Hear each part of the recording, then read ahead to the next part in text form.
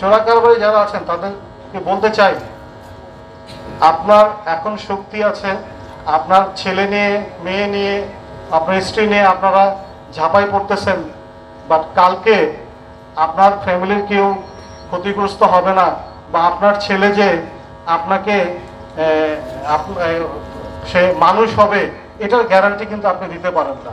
একটা বাচ্চা ছেলে 10-12 বছর, সে যদি দেখে জন্মের পর থেকে তার বাবা হচ্ছে এই ধরনের অনৈতিক কাজ, অবৈধ কাজের সাথে জড়িত, তাহলে সে কি শিখবে?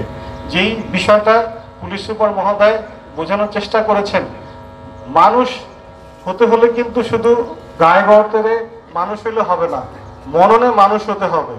তো এই মানুষ হতে হলে সে শিক্ষাটা পাচ্ছে, সে শিক্ষাটা সে যদি সঠিকভাবে পায় তাহলে সে মানুষ হবে। আদারওয়াইজ আপনি যেইভাবে দিন কাটাই যাচ্ছেন সেই বয়স পর্যন্ত, তার চেয়ে খারাপ অবস্থা তো আপনার ছেলের হবে, এতে কোনো সন্দেহ নাই। এটা আপনাদেরকে যদি আপনারা বুঝতে পারেন তাহলে মঙ্গলজনক।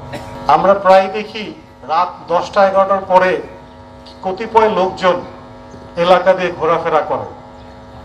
তো 10টা-11টার পরে এমন কি কাজ আছে, দোকান খুলে এই 8-10 জন লোক বিভিন্ন জায়গায় ঘোরাফেরা করার, সেটা আপনারা ভালো করে জানেন কি জন্য করেন।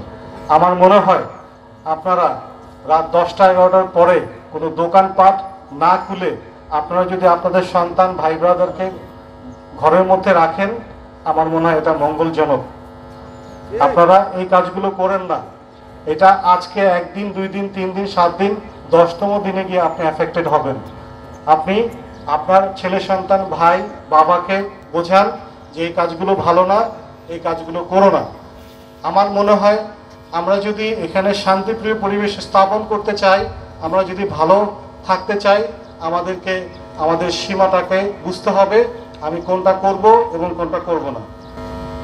মাদকদ্রব্য বহনের ক্ষেত্রে নারী শিশুর ব্যবহারটা খুব সুন্দরভাবে পুলিশ সুপার মহোদয় বলেছেন, এটা আপনারা দয়া করে মেনটেন করবেন।